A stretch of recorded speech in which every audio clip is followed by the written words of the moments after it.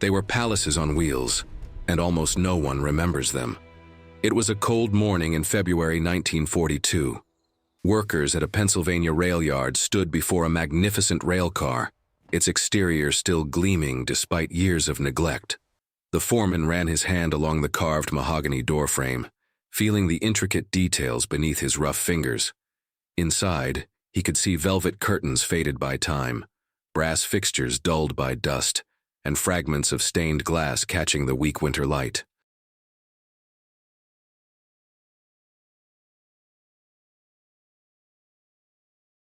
"Strip it," came the order from behind him.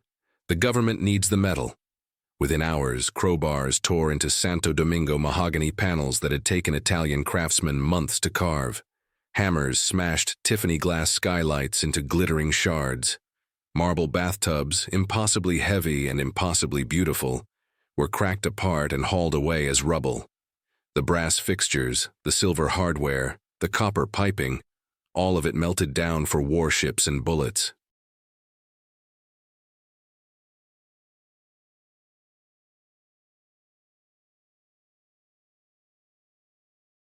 As the foreman watched another panel fall, he paused. Who lived like this, he wondered aloud. His assistant, a younger man who'd never seen such luxury, shrugged. Rich folks, I guess. Don't matter now. But it did matter, because what they were destroying wasn't just a train car. It was a palace, a mobile kingdom, a piece of American history so extravagant, so impossibly opulent, that its very existence seemed like fiction. And within 3 years, almost all of them would be gone.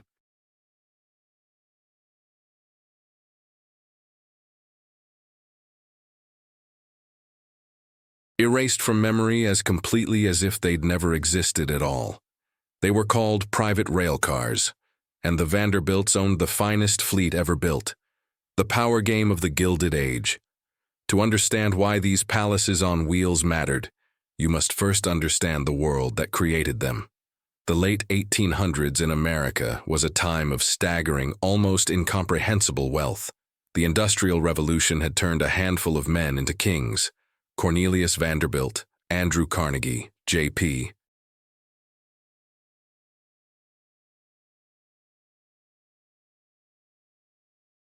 Morgan, John D. Rockefeller.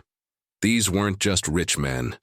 They were titans who controlled entire industries, railroads, steel, banking, oil. Their fortunes were so vast that even today, adjusted for inflation, they dwarf the wealth of modern billionaires. Cornelius Vanderbilt alone died in 1877, with a fortune worth over $100 million, equivalent to more than $2 billion today. At the time, that was more than the entire United States Treasury held in reserve.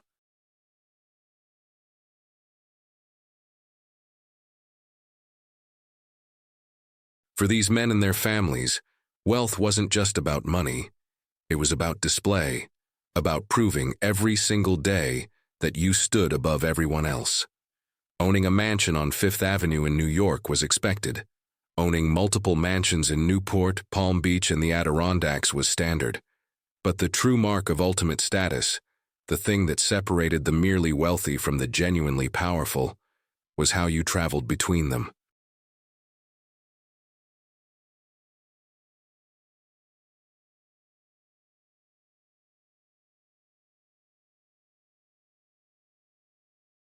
The public rode trains in crowded passenger cars, sitting shoulder to shoulder with strangers, eating stale sandwiches from paper bags, sleeping upright in uncomfortable seats.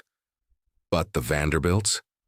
They traveled in their own private worlds, self-contained palaces that rolled across America at 60 miles per hour, carrying them in comfort, privacy, and unimaginable luxury. Owning a private railcar was more exclusive than owning a Fifth Avenue mansion. It cost more. It required more maintenance.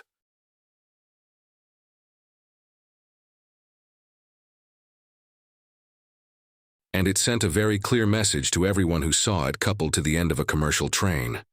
I am not like you. I never will be. Meet the Vanderbilts. The Vanderbilt story begins with one man, Cornelius Vanderbilt, known to everyone as the Commodore. Born in 1794 on Staten Island, New York, he started with nothing. At 16, he borrowed $100 from his mother to buy a small ferry boat.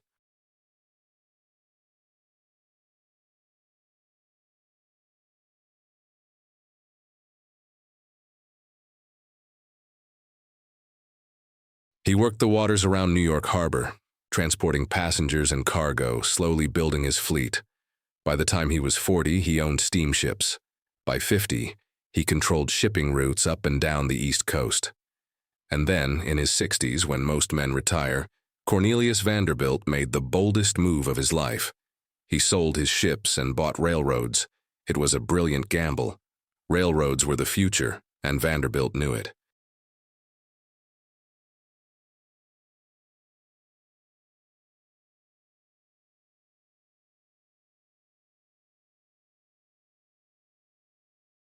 He consolidated lines, eliminated competition, and built an empire of steel rails stretching from New York to Chicago. By the time he died in 1877, he was the richest man in America. His fortune passed to his son, William Henry Vanderbilt, who doubled it within a decade. But it was the next generation, William's children, who truly embraced the Gilded Age lifestyle. William Kissam Vanderbilt, Cornelius Vanderbilt II, George Washington Vanderbilt, and Frederick Vanderbilt.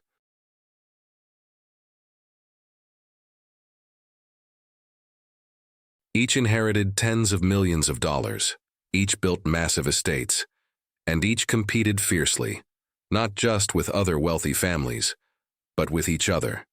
They built mansions that rivaled European palaces. They threw parties that cost more than most Americans earned in a lifetime.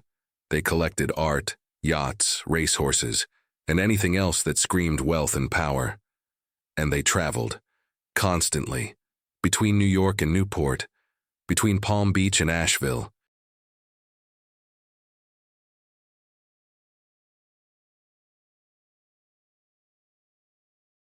Across the country to San Francisco, even to Europe, where they shipped their private rail cars across the Atlantic to tour in style. For the Vanderbilts, travel wasn't about getting somewhere. It was about being seen. And nothing made a statement quite like arriving at a train station in your own private palace on wheels. What was a private rail car? Imagine for a moment that your home could detach from its foundation and travel anywhere in the country at 60 miles per hour.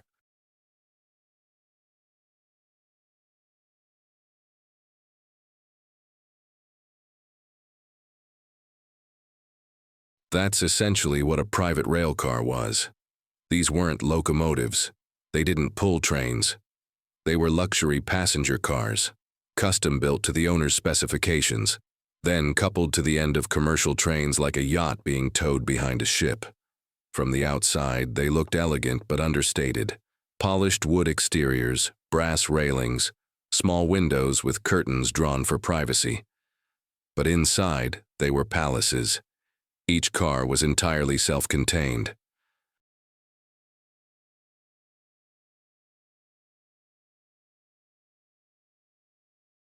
Bedrooms with full-sized beds and silk sheets, bathrooms with marble tubs, hot and cold running water, a luxury so rare that even most homes didn't have it. Dining rooms with crystal chandeliers and tables set with fine china.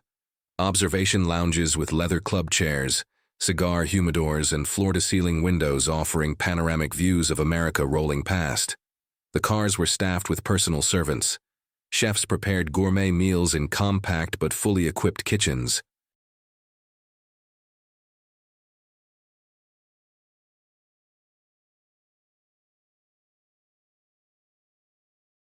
Valets pressed suits and polished shoes. Maids turned down beds and arranged fresh flowers daily. Everything was designed to ensure that the owner never, not even for a moment, had to interact with the common passengers riding in the cars ahead. The cost was staggering.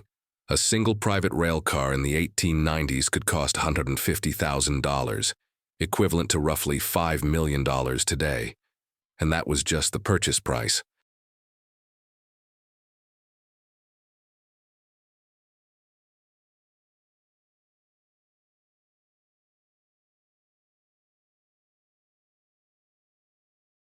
Maintenance, staffing, storage fees, and the cost of coupling the car to commercial trains added tens of thousands more each year. But for families like the Vanderbilts, the expense was irrelevant. What mattered was the statement. When your private car rolled into Newport or Palm Beach, when society reporters took notes and other wealthy families watched with envy, you knew you'd won. You weren't just rich, you were untouchable. William K. Vanderbilt's Idle Hour.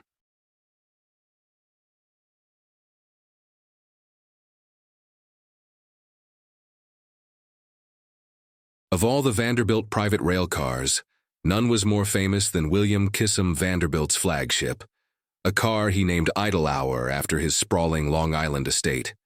It was, by every measure, a masterpiece of engineering and craftsmanship. The exterior was painted a deep forest green with gold leaf accents along the trim. Brass railings gleamed in the sunlight. The Vanderbilt family crest was embossed on the door, a subtle but unmistakable declaration of ownership.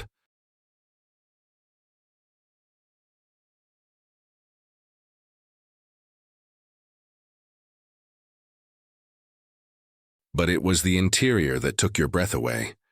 The moment you stepped inside, you entered a world of almost surreal luxury. The walls were lined with hand-carved Santo Domingo mahogany panels, their surfaces polished to a mirror shine.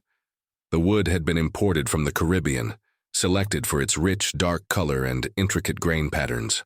Italian craftsmen spent months carving delicate floral motifs and geometric designs into every surface.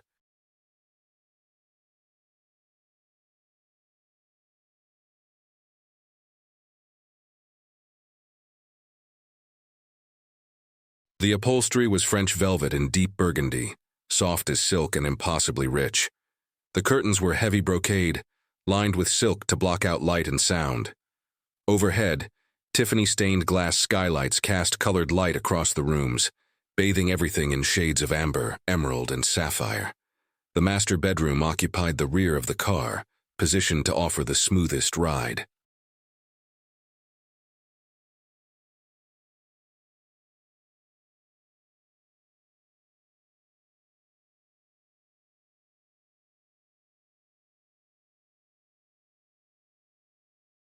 The bed was full-sized, draped in Irish linen and topped with a silk coverlet embroidered with the Vanderbilt crest. Beside it sat a marble-topped nightstand with a brass reading lamp and a small library of leather-bound books. The adjoining bathroom was a marvel bathtub carved from a single block of Italian Carrara marble, sat beneath a window overlooking the passing landscape. Gold fixtures controlled hot and cold running water, fed from tanks refilled at every station stop.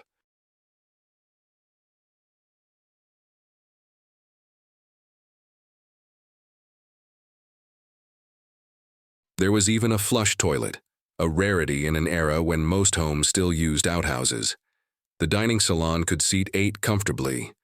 The table was mahogany, matching the wall panels, and set with Limoges china, sterling silver flatware, and Waterford crystal glasses. Meals were prepared in a compact but fully equipped kitchen at the front of the car, where a personal chef worked over a coal-fired stove, creating French cuisine as the train rolled through the American countryside.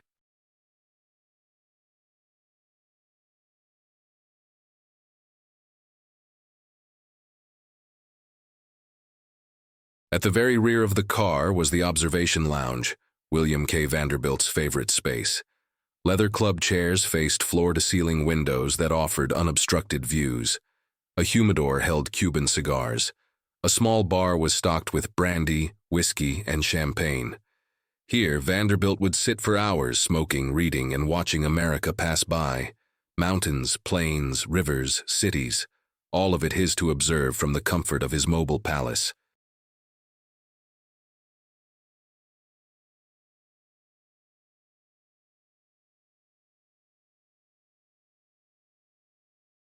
The cost of Idle Hour was estimated at $150,000, but some historians believe it was closer to $200,000 once all the custom details were included.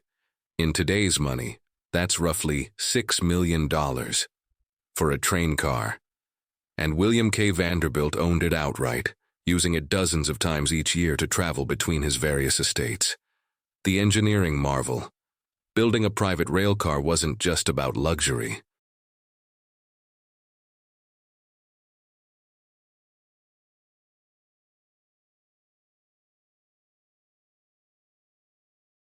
It was an engineering challenge that pushed the limits of what was possible in the late 1800s. These cars had to be beautiful, yes, but they also had to be functional, safe, and compatible with the existing railroad infrastructure. The first challenge was weight. Marble bathtubs, mahogany panels, crystal chandeliers, all of it added tremendous weight. A typical passenger car weighed around 30 tons. A fully outfitted private car could weigh 50 tons or more.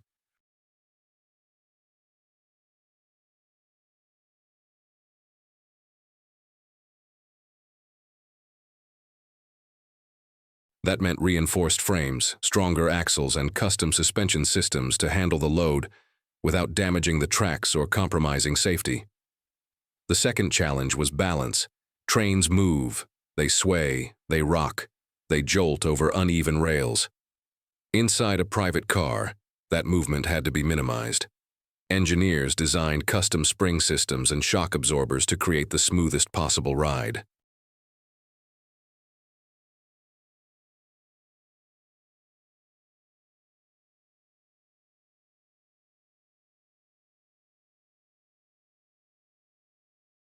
Some cars even had gyroscopic stabilizers, early versions of technology that wouldn't become common until decades later. The third challenge was utilities. How do you provide electricity, heat, and running water in a moving vehicle? Early private cars used gas lamps for lighting, but by the 1890s, many had switched to electric lights powered by batteries that were recharged at station stops.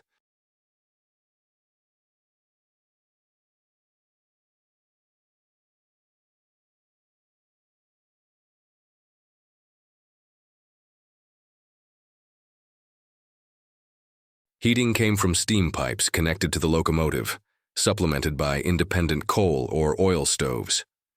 Water was stored in tanks beneath the car, refilled at every stop, and heated using small boilers. The construction process took 12 to 18 months per car. Craftsmen were brought in from across the world. Italian woodworkers carved the mahogany. French upholsterers stitched the velvet. Tiffany Studios in New York created the stained glass.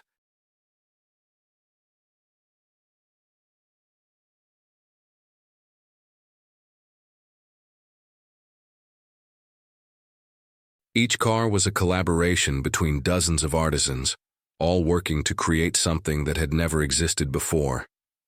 And the Vanderbilts didn't just own one. They owned a fleet.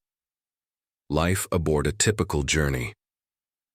Imagine you're a guest of William K. Vanderbilt, invited to travel from New York to his summer estate in Newport, Rhode Island. You arrive at Grand Central Terminal in Manhattan, but you don't enter through the main hall with the crowds.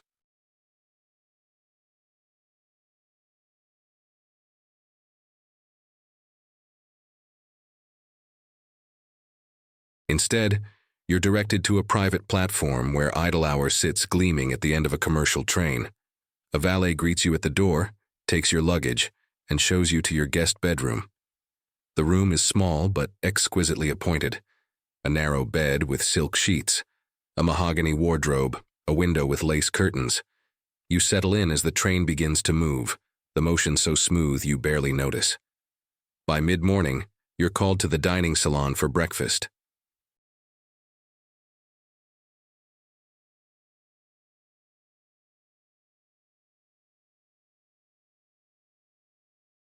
The table is set with fine china and fresh flowers. The chef has prepared eggs Benedict, fresh fruit, and pastries still warm from the oven. Coffee is poured from a silver pot.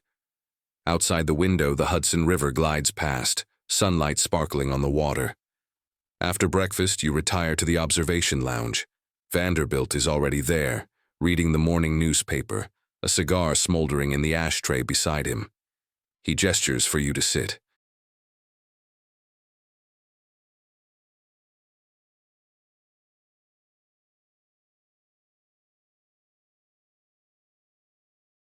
You talk business, politics, the latest society gossip. The conversation is relaxed, unhurried. There's no schedule to keep, no crowds to navigate.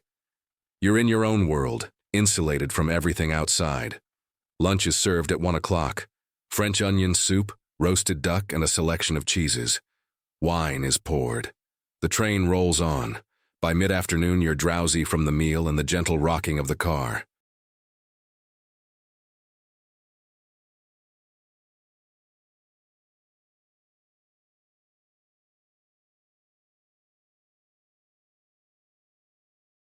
You return to your room and nap, the curtains drawn, the world outside a distant hum. Dinner is the highlight. The table is set with candles, crystal, and silver. The chef has prepared a 5-course meal: oysters, consommé, filet mignon, roasted vegetables, and a chocolate soufflé for dessert. Champagne flows. Vanderbilt tells stories of his travels, his business ventures, his plans for the future.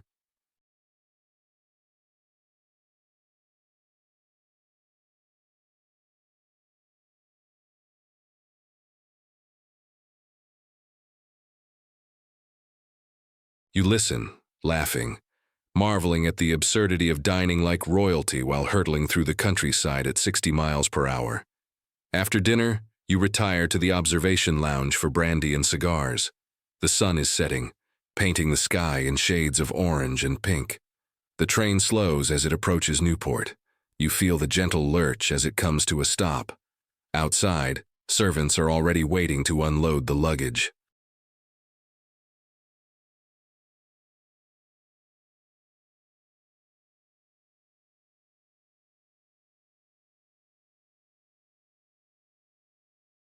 You step off the car onto a private platform, never once having interacted with the public. This was life aboard a Vanderbilt private railcar, a world unto itself, a kingdom on wheels, the Vanderbilt fleet. William K. Vanderbilt wasn't the only family member with a private car. His brother, Cornelius Vanderbilt II, owned a car called Duchess, named after his wife, Alice. It was slightly larger than Idlehour, with more guest rooms and a larger dining salon.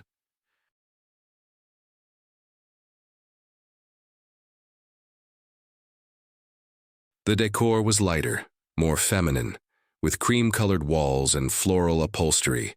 Alice Vanderbilt insisted on fresh flowers in every room, replaced daily even while traveling. Their younger brother, George Washington Vanderbilt, owned a car named Swannanoa, after the river that ran through his Biltmore estate in Asheville, North Carolina. George was the intellectual of the family, a lover of books and art. His car reflected that.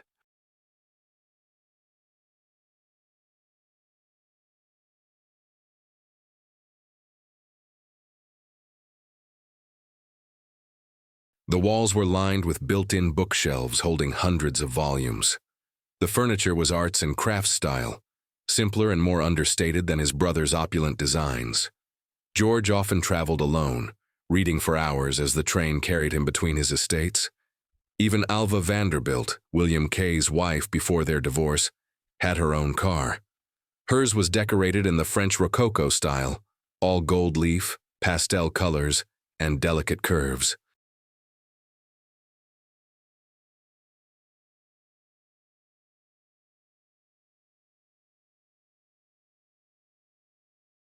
It was, by all accounts, the most feminine private car ever built, a rolling Versailles. Each car reflected its owner's personality. William K.'s was masculine, dark, filled with hunting trophies and leather. Cornelius II's was grand and formal, designed to impress. George's was scholarly and quiet. Alva's was theatrical and bold. But all of them shared one thing. They were statements of power. When a Vanderbilt car rolled into a station, everyone knew it, and everyone watched.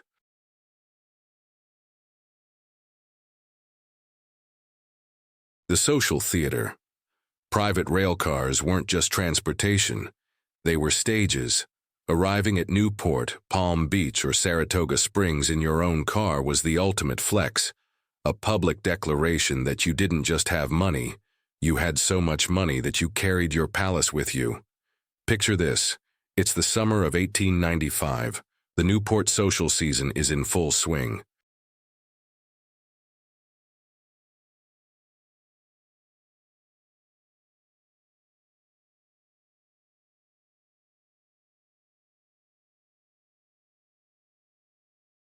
The wealthy elite have descended on the Rhode Island coast, filling their massive cottages with guests, parties, and endless displays of wealth. The train station is crowded with arrivals. Commercial passengers disembark, hauling their own luggage, jostling for carriages.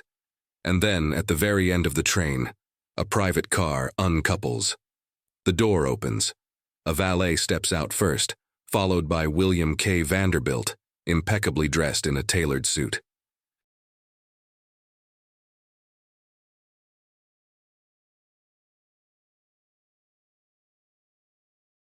Behind him, his guests emerge, laughing, relaxed, looking as fresh as if they'd just stepped out of a Fifth Avenue townhouse. Servants unload trunks, society reporters scribble notes. Other wealthy families watch from their carriages, some with admiration, others with envy. This was the theater of wealth, and the Vanderbilts were the stars. There was even a social ritual around private cars.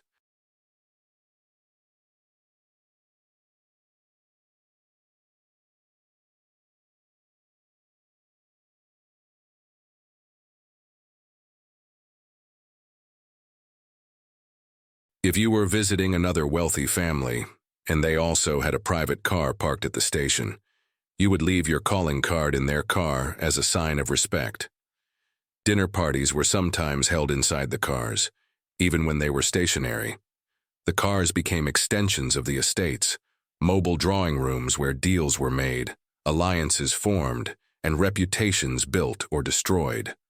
One society columnist wrote in 1898, "Mrs.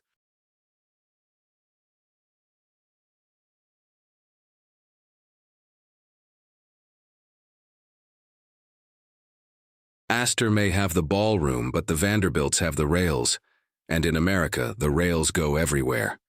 The routes they traveled. The Vanderbilt private cars crisscrossed America, following the rhythms of the social calendar. In the spring, they traveled from New York to Newport, where the family maintained massive summer estates like the Breakers and Marble House. In the winter, they headed south to Palm Beach, Florida, where the warm weather and exclusive social scene attracted the elite.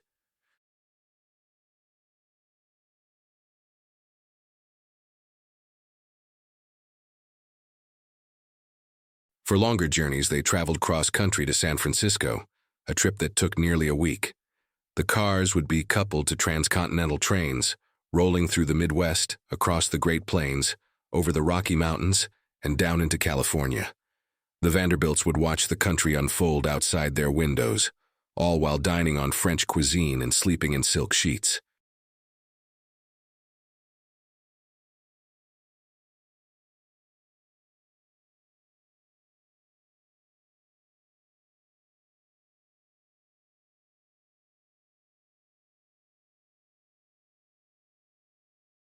George Vanderbilt frequently traveled to Asheville, North Carolina, where his Biltmore estate, the largest private home in America, sat nestled in the Blue Ridge Mountains. His car, Swannanoa, made the journey dozens of times, carrying him, his books, and his quiet, scholarly demeanor through the Appalachian foothills. Some Vanderbilt cars were even shipped to Europe. They would be loaded onto transatlantic steamships, transported across the ocean, and then placed on European rail lines.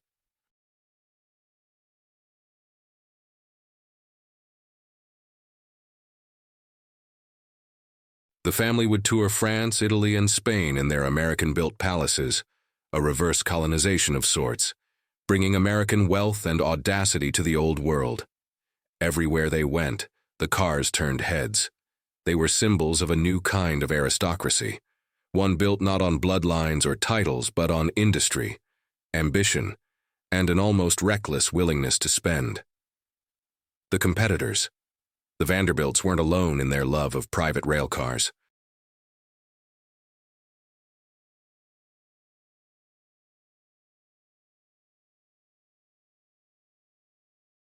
Other wealthy families and industrialists owned them too, each trying to outdo the others in luxury and spectacle. J.P. Morgan, the banking titan, owned a car called Corsair, named after his famous yacht. It was decorated in dark woods and leather, with a private office where Morgan conducted business even while traveling. He once famously closed a multi-million-dollar deal while his car sat on a siding in Chicago, never leaving the train.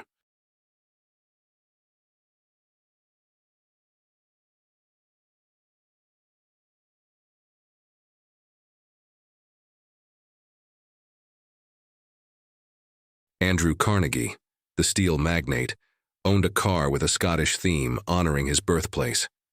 Tartan fabrics, thistle motifs, and even a small library of Scottish literature filled the interior.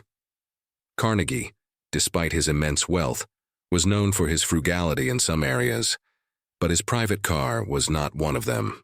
Railroad magnates like James J. Hill and E. H. Harriman owned cars that were, ironically, some of the most luxurious.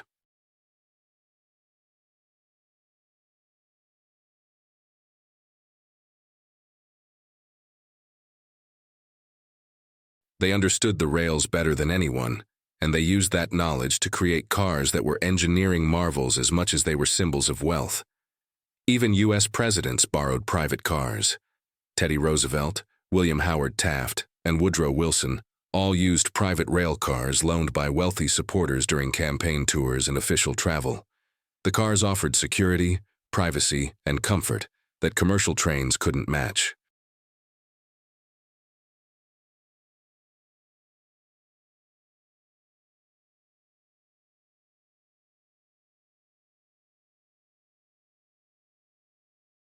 But among all the private car owners, the Vanderbilts were the undisputed kings.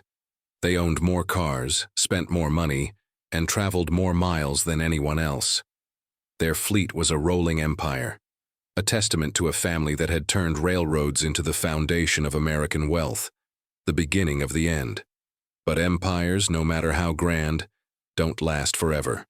And by the early 1900s, the world that had created the private rail car was beginning to change.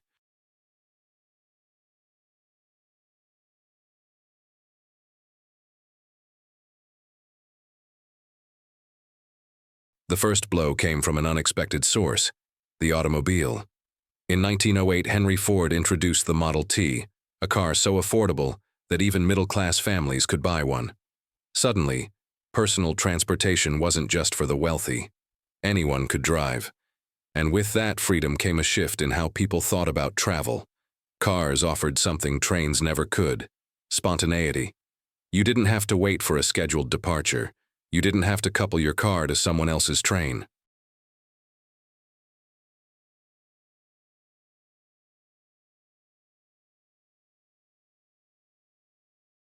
You could just get in and go. For the wealthy, who valued control above all else, this was revolutionary. By the 1920s, paved highways were spreading across America. The wealthy started buying Rolls-Royces, Packards, and Duesenbergs. They hired chauffeurs and drove between their estates in air-conditioned comfort. Private rail cars, once the ultimate status symbol, began to feel old-fashioned, slow, inflexible. The Vanderbilts still used their cars, but less frequently.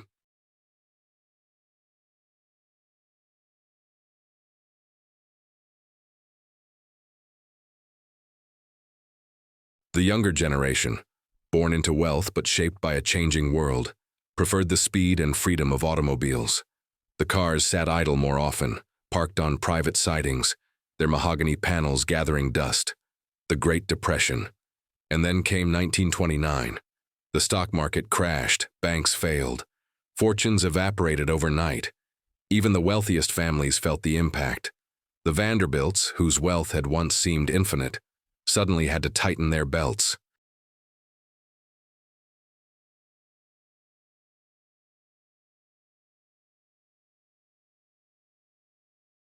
Maintaining a private rail car was expensive.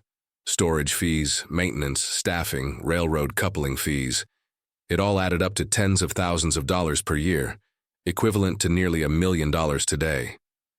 In the midst of a depression, when even the rich were cutting costs, private rail cars became an easy target. One by one, families sold their cars or donated them to museums. Some were converted into mobile offices for railroad executives.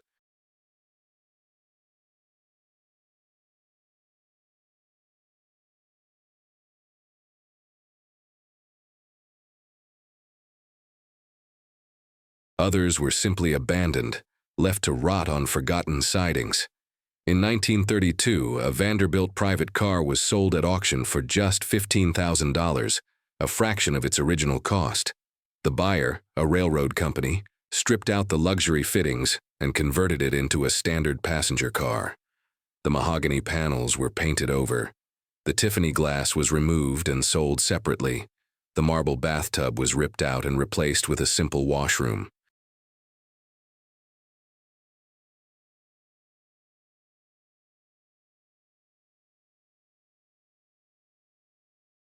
Within a decade, the car was indistinguishable from any other. The palace had become a peasant. World War II, the final blow. If the Depression wounded the private railcar industry, World War II killed it. In 1942, the United States government issued a call for scrap metal. The war effort needed steel, brass, copper, anything that could be melted down and turned into weapons, ships, and ammunition. Private rail cars, with their tons of metal and luxury fittings, were prime targets.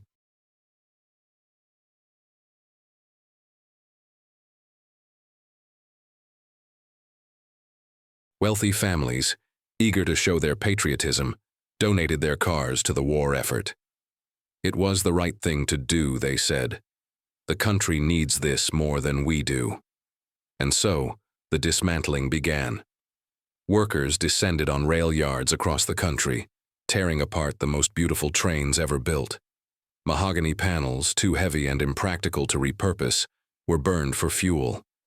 Tiffany glass, impossible to recycle, was smashed into glittering shards and discarded.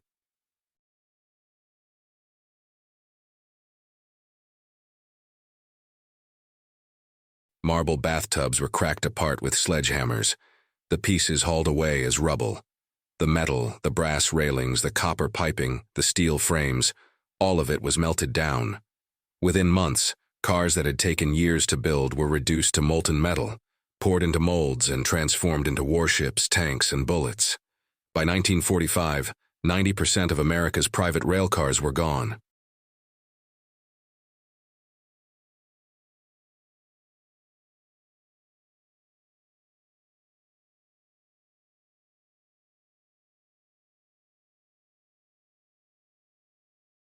The palaces on wheels had been sacrificed for the war effort, their beauty and craftsmanship erased in the name of necessity.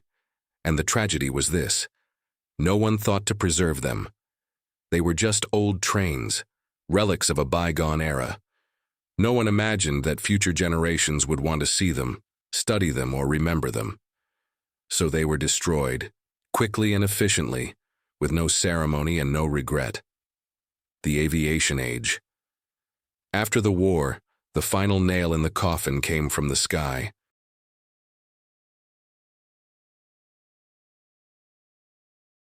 Commercial aviation exploded in the 1950s.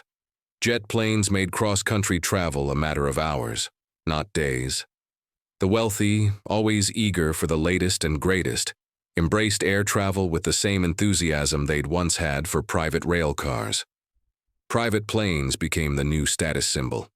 Learjets, Gulfstreams, custom-designed aircraft with leather seats and mahogany interiors. The private rail car, once the pinnacle of luxury, was now hopelessly outdated.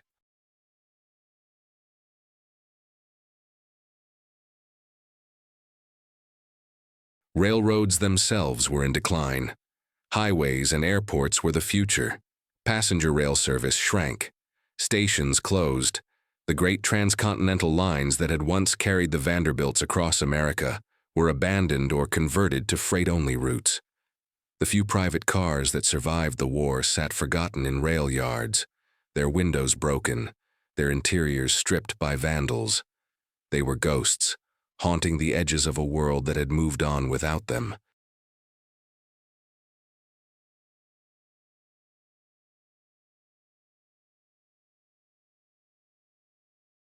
By 1960, the era of the private railcar was over.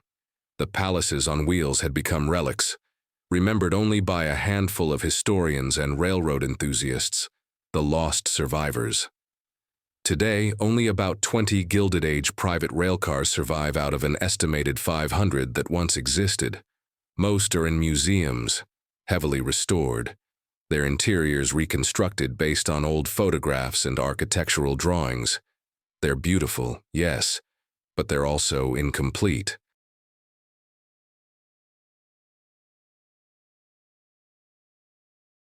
Replicas of a dream that can never fully be recaptured. None of the original Vanderbilt cars exist intact. Idle Hour, Duchess, Swananoa, all of them were destroyed during the war. Fragments remain, scattered across the country. A mahogany door panel in a railroad museum in Pennsylvania. A Tiffany glass window in a private collection in California. A brass nameplate in an antique shop in New York. Occasionally, rumors surface. A car hidden in a barn in Montana.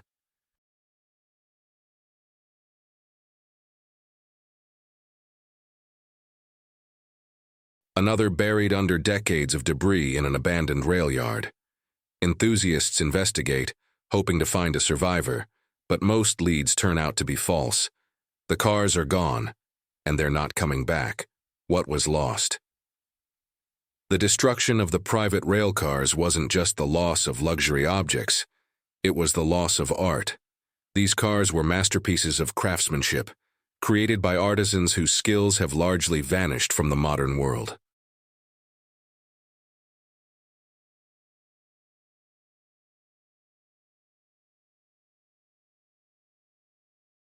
The hand-carved mahogany panels, the Tiffany-stained glass, the French upholstery techniques, all of it required knowledge and expertise that took decades to master.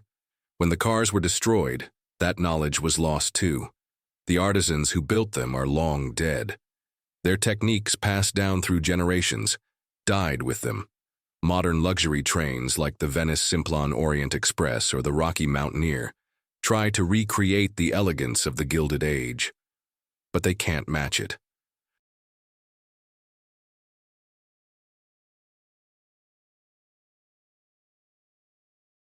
The materials aren't the same, the craftsmanship isn't the same, and most importantly, the context isn't the same. Those trains are shared experiences, open to anyone who can afford a ticket. The Vanderbilt cars were private, exclusive, untouchable. We preserved the Vanderbilt mansions, the breakers in Newport, Marble House, Biltmore Estate in Asheville. All of them are museums now, open to the public, carefully maintained as monuments to Gilded Age excess. But we let the trains die.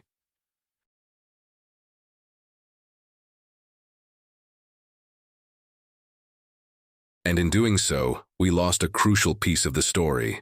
The mansions show us where the Vanderbilts lived, but the trains show us how they moved through the world, how they saw themselves, how they wanted to be seen. Without the trains, the story is incomplete, a mirror of inequality. The private rail cars also serve as a mirror, reflecting the staggering inequality of the Gilded Age.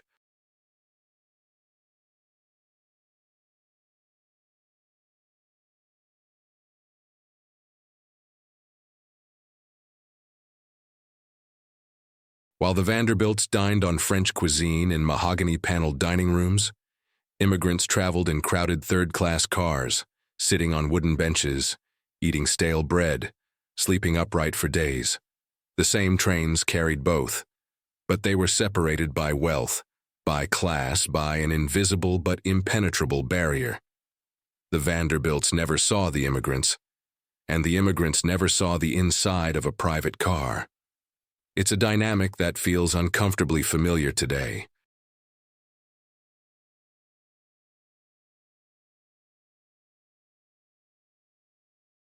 Private jets versus commercial flights, first class versus economy, gated communities versus public housing. The details have changed, but the structure remains the same. The wealthy live in a different world, insulated from the struggles of everyone else. The private rail cars are a reminder of that divide. And perhaps that's why we let them be destroyed. They were too honest, too blatant, too uncomfortable to preserve. The photographic evidence.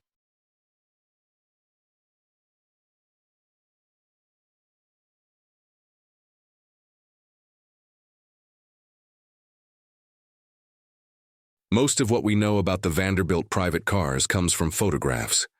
Grainy black and white images, taken by society photographers or railroad company archivists. They show glimpses of the interiors, a dining table set with china, a bedroom with a carved headboard, an observation lounge with leather chairs. But photographs can't capture everything. They can't show the texture of the velvet, the weight of the mahogany, the way the light filtered through the Tiffany glass.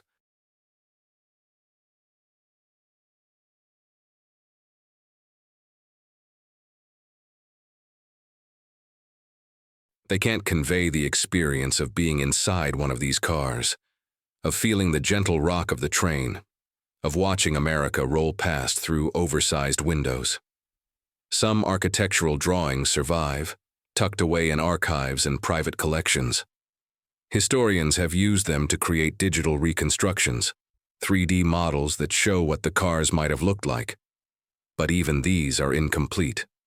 So much was custom, so much was improvised, so much was never documented.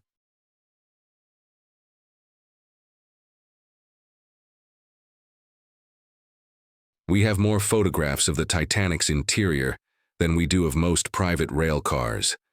And that's a tragedy, because these cars were just as significant, just as beautiful, and just as worthy of remembrance. The modern echoes. Private rail cars still exist today, but they're different. Billionaires like Warren Buffett own them, using them for business travel and private vacations. But modern cars are corporate, utilitarian.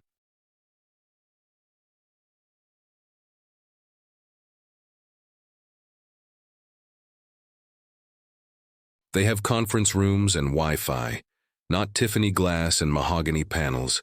The artistry is gone, the beauty is gone. What remains is function, efficiency, practicality.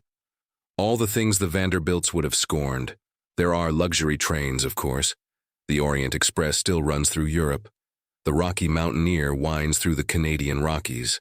The Maharaja's Express crosses India. They're beautiful, elegant, and expensive. But they're shared experiences. You buy a ticket.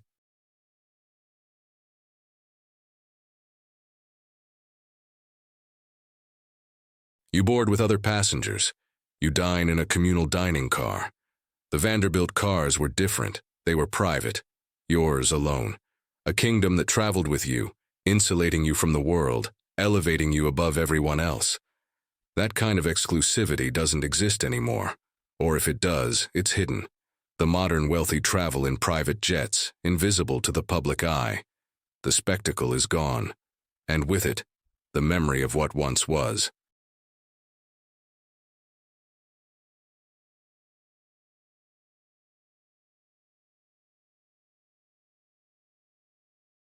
What if they'd survived?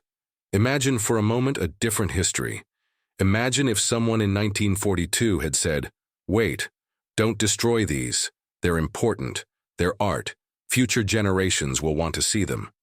Imagine if the Vanderbilt cars had been preserved, placed in museums next to the family's mansions.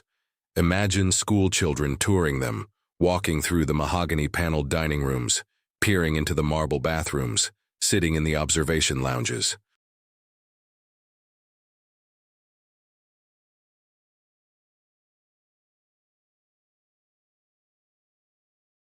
Imagine understanding the Gilded Age not just through photographs and descriptions, but through objects, through the weight of a mahogany door, the shimmer of Tiffany glass, the softness of French velvet. We preserved Hearst Castle. We preserved the breakers. We preserved Biltmore. Why didn't we preserve the trains? The answer, perhaps, is that we didn't value mobility. We valued permanence. Mansions stay in one place. They're monuments. But trains move. They're transient.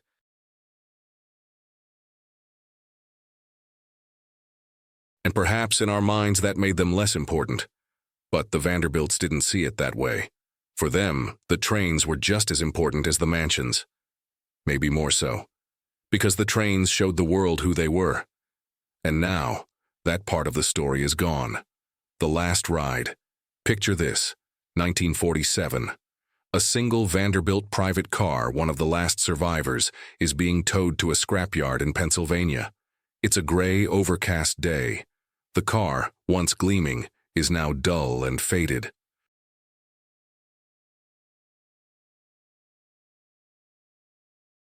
The brass railings are tarnished.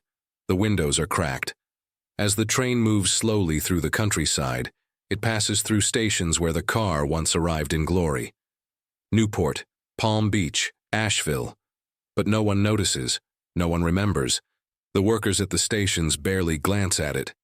It's just another old train car heading to its end. At one point, as the train rounds a curve, a brass nameplate falls off the side of the car.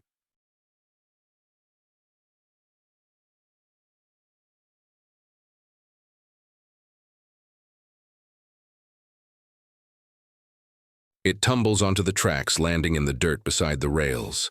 The name, barely legible, reads, "Idle Hour." No one stops to pick it up. The train continues, and the nameplate, the last remnant of a palace on wheels, is left behind, slowly sinking into the mud. The forgotten chapter. Why don't we learn about private railcars in school? Why do history books focus on the Vanderbilt mansions but ignore the trains? Perhaps it's because the trains are harder to explain. Mansions are easy.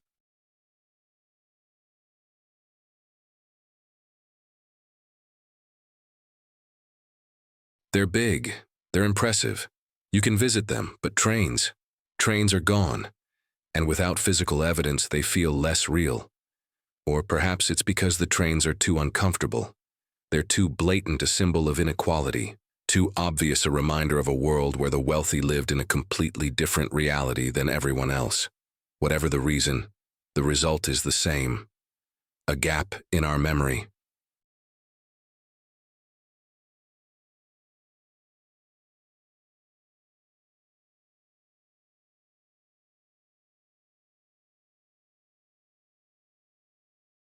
A chapter of history that's been forgotten, erased as completely as the trains themselves. The search continues. Today, a small community of historians, railroad enthusiasts, and preservationists continue to search for remnants of the private railcar era. They scour archives, interview descendants of railroad workers, and investigate rumors of hidden cars. Occasionally, they find something, a photograph in an attic, a piece of carved wood in an antique shop.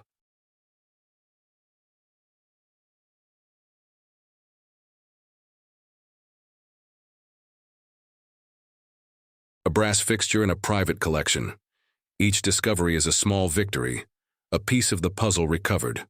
There's hope, faint but persistent, that somewhere, somehow, a complete car survives, hidden in a barn, buried in a rail yard, forgotten but intact. If such a car were found, it would be a sensation, a time capsule from the Gilded Age, a window into a world that no longer exists. Museums would fight over it. Historians would study it.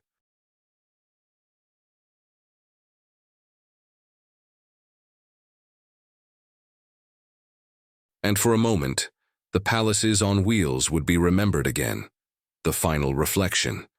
In the end, the story of the Vanderbilt private railcars is a story about memory, about what we choose to preserve and what we let slip away, about the difference between permanence and transience, between monuments and moments. The Vanderbilts built their cars to last.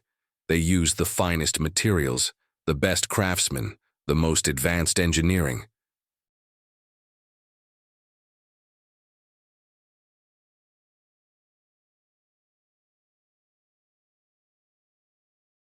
They believed, perhaps, that their palaces on wheels would endure as long as their mansions. But they were wrong. The mansions stood still, rooted in place, and so they survived. The trains moved, and so they were forgotten. Today, if you stand on a hilltop overlooking the Hudson River, You can see the tracks where the Vanderbilt cars once rolled. The rails are still there, rusted and overgrown, but there. And if you close your eyes, you can almost hear it.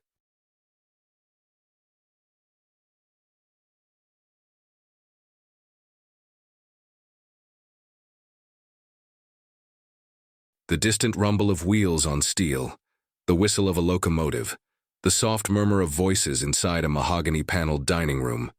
The palaces on wheels are gone, the tracks remain, and somewhere in the rust and silence, you can still hear the echo of a world that rolled away. A world where even the journey was a kingdom. A world we let disappear piece by piece, until all that's left are photographs, fragments, and the faint, fading memory of something impossibly beautiful.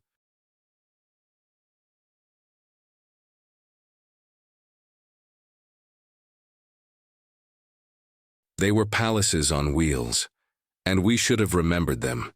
If you enjoyed uncovering this forgotten chapter of American history, subscribe to the channel for more lost stories of luxury and power. Hit the like button if you found this fascinating, and leave a comment below. What other vanished symbols of the Gilded Age should we explore next? Your support keeps these forgotten palaces alive in memory.